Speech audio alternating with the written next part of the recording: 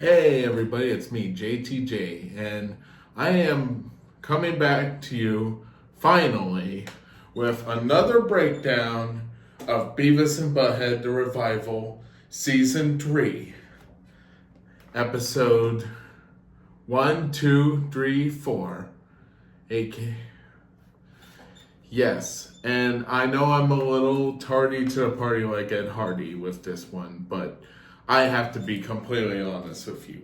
A lot happened. I was a little busy and stuff kept coming up, but I'm here now, and that's what's truly important. And I promise you, for the next breakdown, I am definitely going to do the episodes immediately after I watch them. As soon as I can after reviewing them with Pragmatic Addict.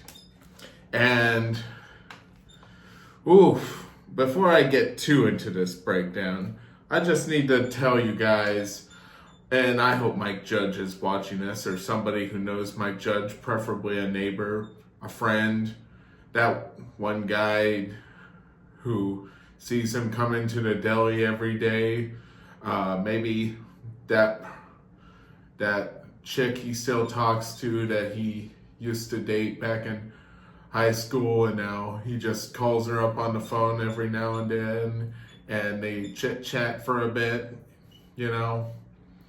just casual stuff. I don't know how 50-year-olds or 60-year-olds work. However they work, whoever knows Mike Judge, I hope you're watching this and you can give him this message.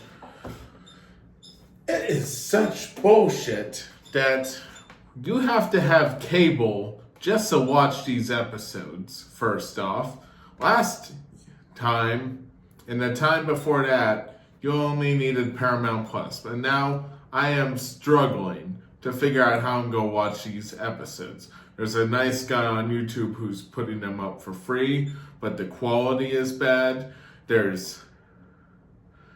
God, don't get me started on this one. The ads. Oh, the ads. Oh, the ads. I'm sorry, I don't mean to sound like the Grinch, but ads. Ads are crap. Come on. Name one person who likes ads.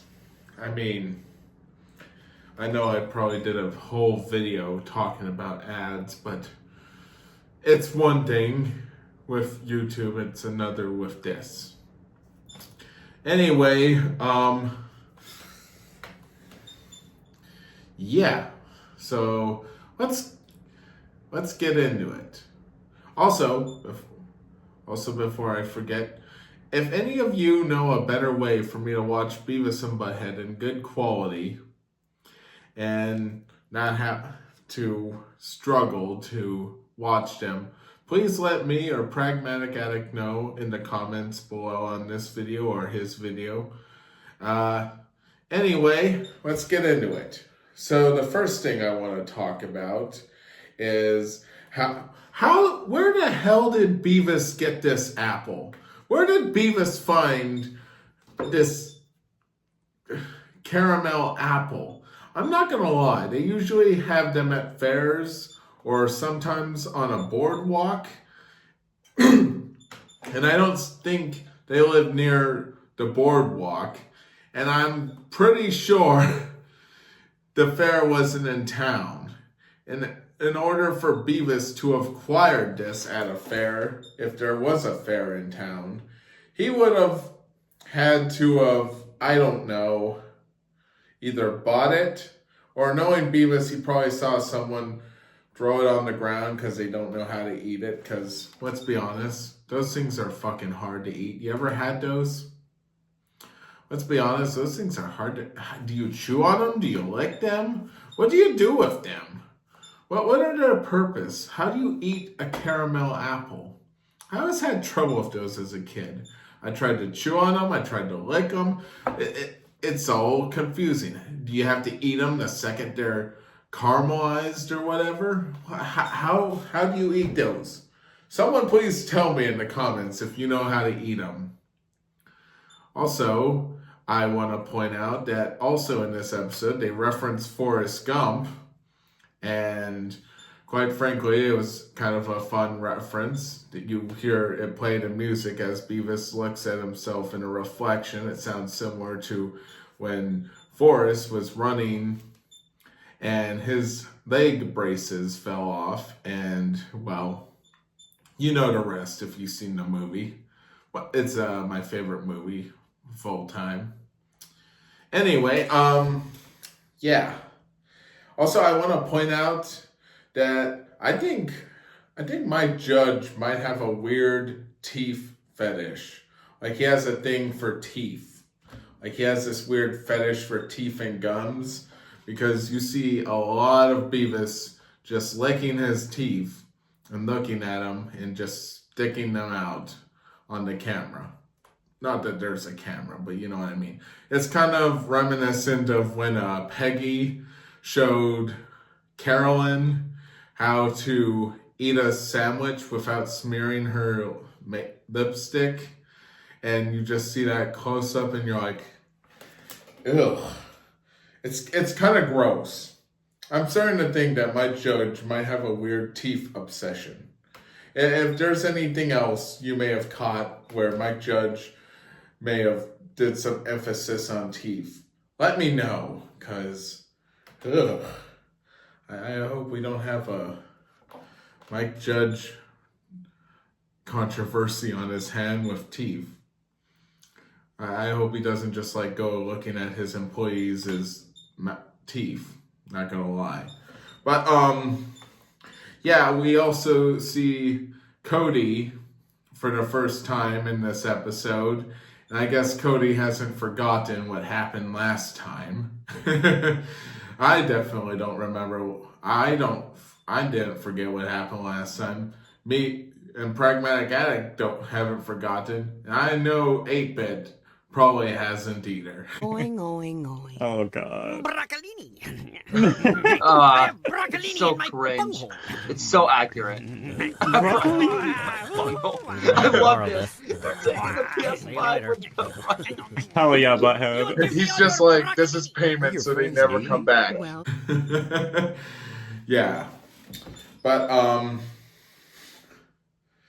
not gonna lie, it's pretty funny that we just see Cody walk away. Then basically the episode ends with Butthead having braces again, but this time it's a worser situation with the braces because they're really in there. Like he really now has braces and he really needs them now. And I bet if Beavis went to the orthodontist sooner, he would have realized he definitely still needed braces. Let me tell you, those weird horse teeth he kept showing off in the episode. And Mike Judge, if you are watching this, please seek help if you do have a weird teeth fetish, or at least just keep it away from the public as much as possible. If anything, stop fixating on people's teeth. I hope your next live action movie, like Abstract and Office Space, doesn't take place at a dentist's office, or I'm not going to go see that in theaters because I know where you're going with it and I don't like it. But yeah. And then we get the episode where Butthead has a heart attack, and you just see at the beginning, Butthead is not letting Beavis, he's not giving him anything. Like Beavis definitely could have used the assistance with those bags they were carrying. And I'm pretty sure if you're drinking any of those beers, they count as a personal item. So you could have at least let one of those beers into your fucking cart thingy. And also, what is it with giving fat people those motor scooters? You know what? I don't want to make a thing out of that. Anyway, so then we get into the part of the episode where Butthead does have the heart attack, and Beavis accidentally runs over Butthead Not once, not twice, but anytime he wants. No, 3 times. 3 times. Also, we get this cameo from this chick you see in the episode where they get married. You remember her. She was the chick that kept calling them creeps. Yeah, she comes back again, and I checked. This is her. She was in that episode. So, and she was also a nurse or a doctor in that episode. I'm pretty sure she's a nurse. I can't tell. It's hard to tell. You know, because sometimes you see doctors wearing these things, and sometimes you see nurses wearing these, and then you see, I can't remember the other word for a doctor or whatever it is. But anyway, practitioner, that's the word. You see practitioners wearing these. But anyway, yeah. Now I want to get into the big one. The episode that me, Pragmatic Addict, and 8-Bit, and every single fan of Beavis and Butthead have been waiting for. And if you all remember right, in my last breakdown video, and my very first breakdown video, let's show a flashback right quick. Now, let's get into the stuff we want to talk about. First of all, for me, I'm going to get into this because no one else seems to care except me. So, first off, where's Todd? Where is Todd? I want Todd. Where's Todd? What?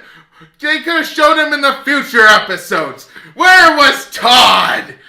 Not even a hint of Todd. Not even him in the background of anything. All we get of Todd is in that god-awful Do the Universe movie. No Todd at all in the new series. Are you kidding me? That's right. We fucking get Todd. We finally get Todd. God damn it, we finally get him. And like I said in the review, we were disappointed. It's like, you could have done so much with this. So much. I'm sorry, I don't mean to get, I'm not angry. I'm just so disappointed. There was so much we could have got with this episode. So much. But anyway, I'm just gonna use this breakdown stuff to explain to you what happens and what could have happened with this episode. So we get fake flashbacks of Beavis and Butthead being put in the back of his car, and they drive it around over and over. And they could have showed some older clips, you know, with older looking footage, that sort of thing. Instead, they use some made up footage. And I'm not saying it's made up because they faked it. I'm saying it's made up because, well, it's not actual footage from the original series. Unless it is and they just modernized it. But either way, it's just kind of a disappointment route. I would have done it differently, but that's just me.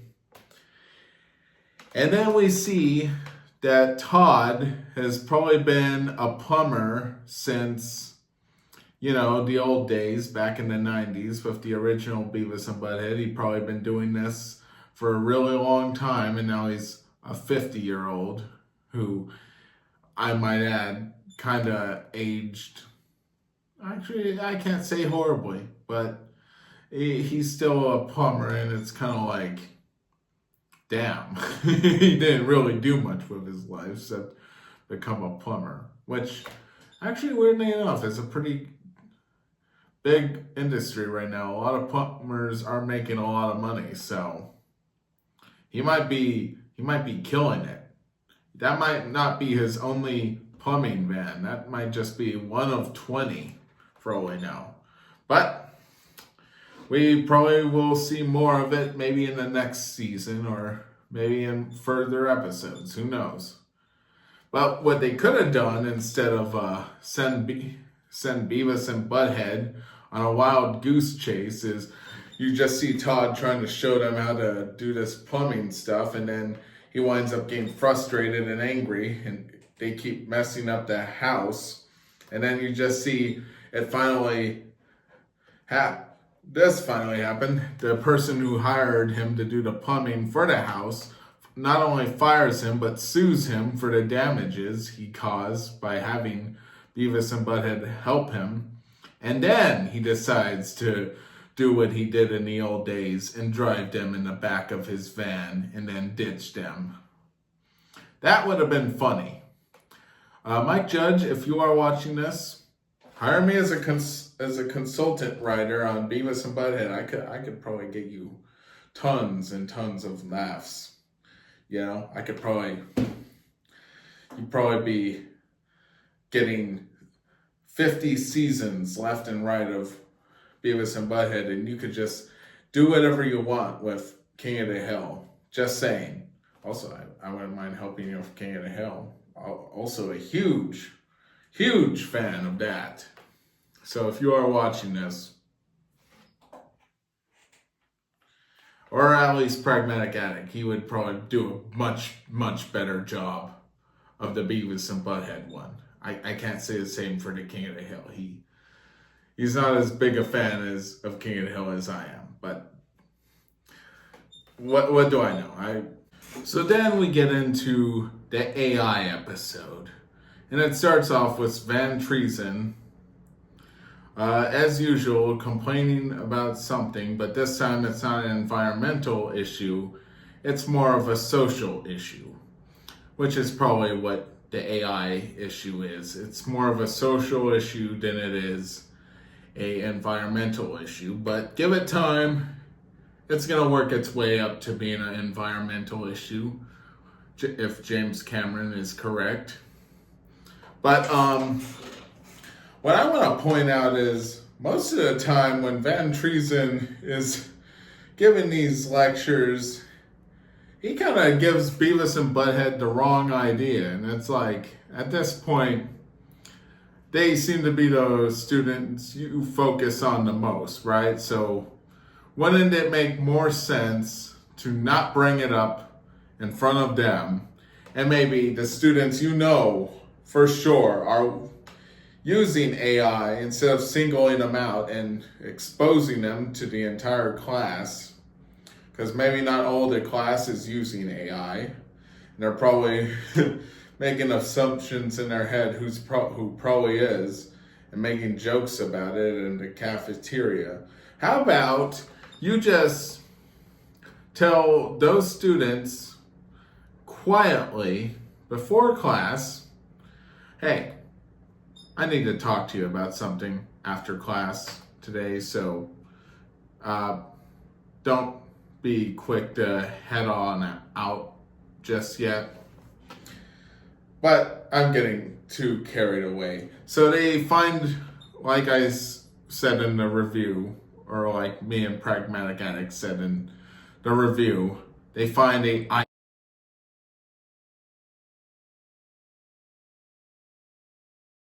But the last thing I want to say about this episode is it cuts to Van Treason saying, and that's how we met, basically being a reference to when Harry met Sally. Anyone remember that one? Fun movie. Classic. Meg Ryan and Billy Crystal. But that's where I'm going to end this breakdown. And until next time, stay tight.